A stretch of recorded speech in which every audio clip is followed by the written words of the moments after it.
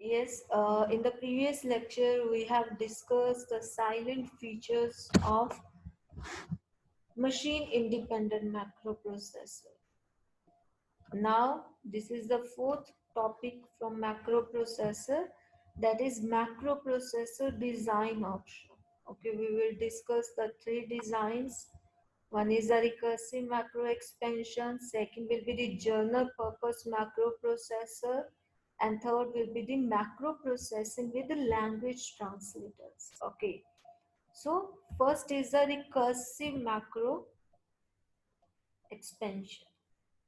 The recursive macro expansion will be required in the case of nested macro invocation. Nested macro invocation means nested macro calls. One macro is being called inside another macro definition. If you remember in the previous lecture, we have discussed that we have discussed the macro definition inside another macro definition, but there it is not studied like we are calling the macro inside another macro. In that lecture we have only discussed how macro will be defined inside another macro. But here in this design, in this macro processor design, we are calling the macro inside another macro, and that is macro invocation within the macros. Okay, so what is going on, like macro, that is the outer macro, that is going to expand.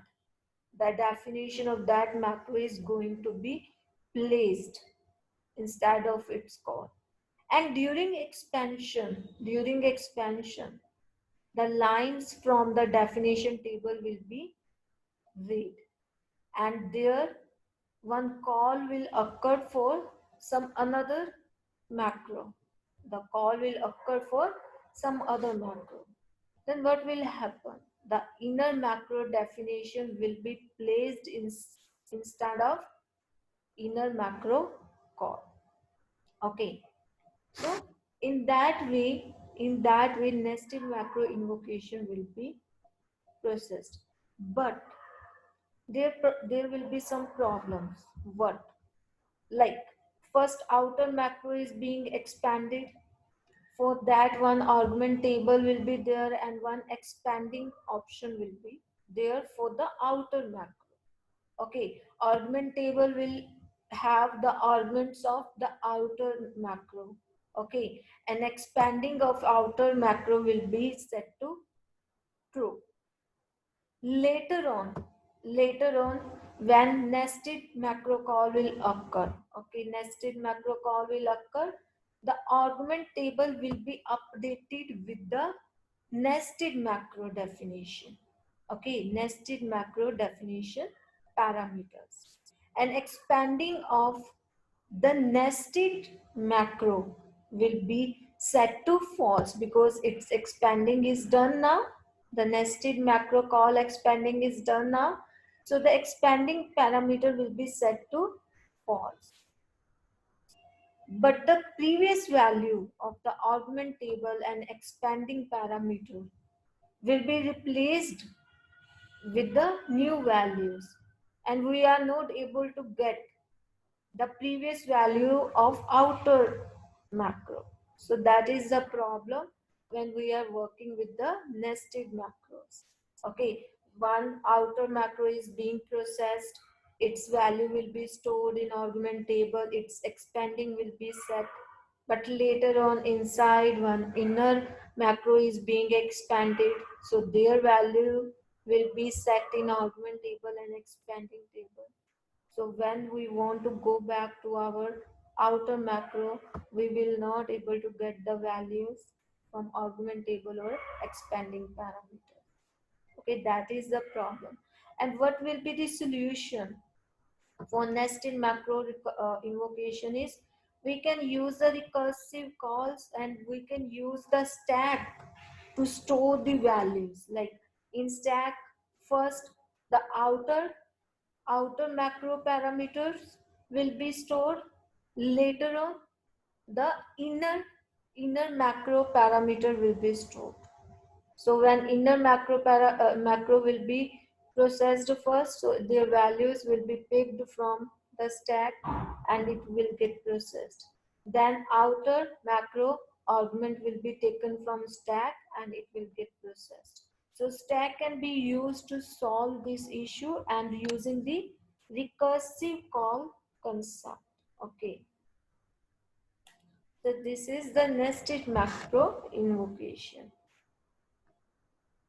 Second design is here. First see the augment table like process line, and this process line procedure is actually called for the outer macro. Okay, for outer macro the process line procedure will be called, and this process line procedure will go for definition, for get the lines, and later on it will go for the expand. Okay, but later on again the augment table. Okay, after expanding the values will be given to augment table and we will again call the process line, but this will be done for inner macro call. Okay, now the one pass, if we see the macro processor at starting expanding will be set to false, means there is no expanding till now. Two procedure will be there, one to get a line, second to process that line. Okay, then process line procedure will be called, that will do these things. It will go to define procedure and then to get procedure to get the lines from the definition table, and then second is expand procedure to keep on expanding, and in that it will set the expanding to true because now expanding is started. Okay, again get line and process line procedure will be called. Okay, and in that process line procedure will go to process line, again define, get line, and expanding will be done till the expanding is not equal to false, till the expanding is not finished. Okay, and get line procedure will do the expanding is true, then read the data. If expanding here, expanding set to false, nothing more to read, then it will read from the normal input. After macro definition is done, now the statement after the macro will be read. Okay, but now allowing the nested macro invocation inside this one pass macro processor. So see macro processor, again get line and process line with 0 means we are first calling the get line and process line procedure for the outer. Okay, and then the process line procedure will receive one parameter which will be 0, 1, means internally how much we are calling because it is a recursive call now. Okay, first the outer, for outer we are calling get line and process line procedure, then inside the outer macro we are calling the get line and process line procedure for inner macro call. Okay, so process line procedure, and for that define procedure will be called, that will get the lines and then expand. When this will be done, here value will be next the get line 1 and process line 1. Okay, and that, sorry, that one will be again given to process line procedure.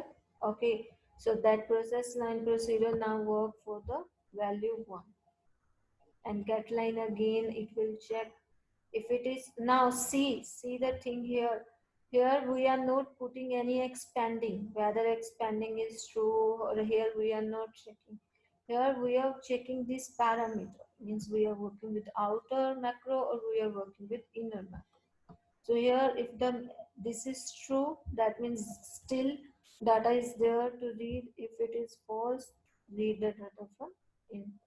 Okay,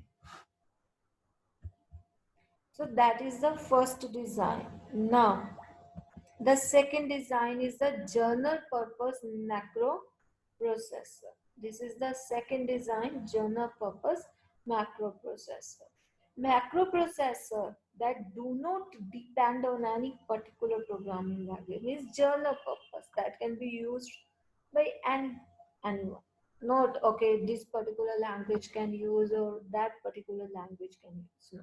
It can be used by any language for processing the macro statements. Okay. So macro processor that don't depend upon any particular programming language but can be used with a variety of different languages. So that kind of macro processor are called general purpose macro processors. Okay.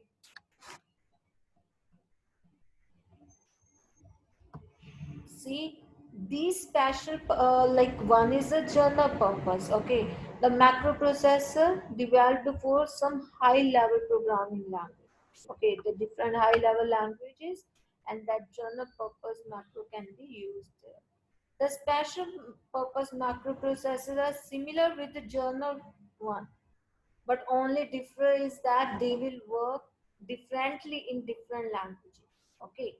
There will be two type of processor. General purpose can work with so many different languages. They are general for everyone.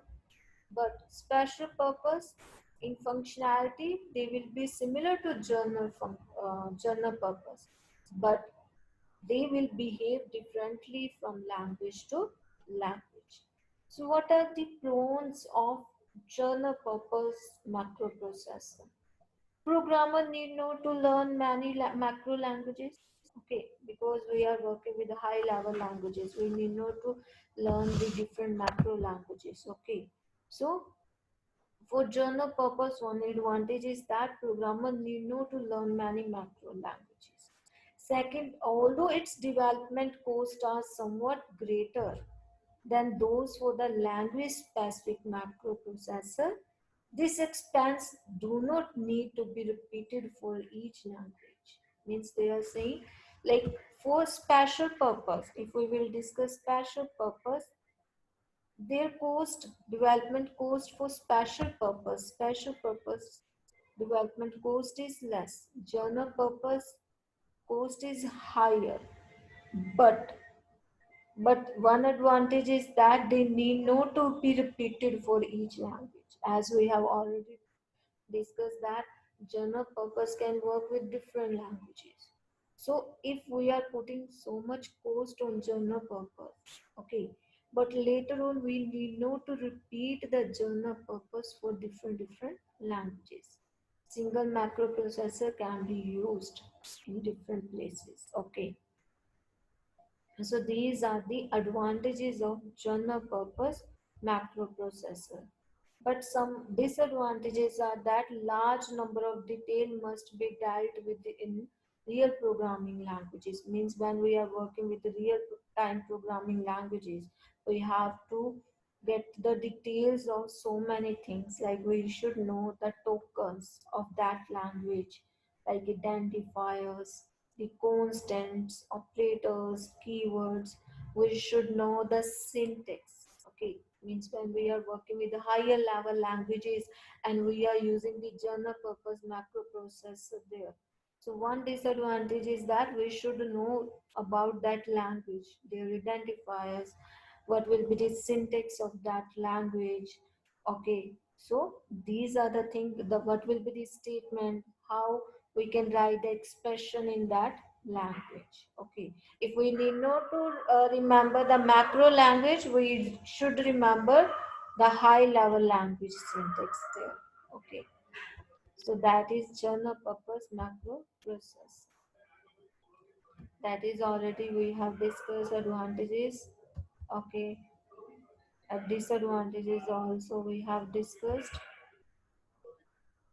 Another difference between the programming languages is related to their facility for grouping the together the terms, expression, and state. Like in different programming languages, how they are grouping the parameters, how they are grouping the variables, how they are making the statement, the syntax may change. Okay, General purpose processor can work with the different languages, no problem. But we should know that what will be the syntax there. Okay, so that is the difference between the programming languages related to their facilities. What they are providing, what syntax, what keywords they are providing, how we will start the block, how we will end the block, we should know. Okay. One more problem involved the tokens that also I told. So these are the general purpose processor. Now the third one is macro processing within the language translator. That means now we are combining the macro processing task within the different language translators. Okay, as we know, the language translator, compiler, assembler, interpreter. So during compiling or interpreting, the macro processing will be done. So that is macro processing within the language translator, combining the macro processing functions within the language translator itself. So this can be done in two ways, either by line macro processor, or second is integrated macro processor. We will discuss it in detail in the next lecture. Thank you.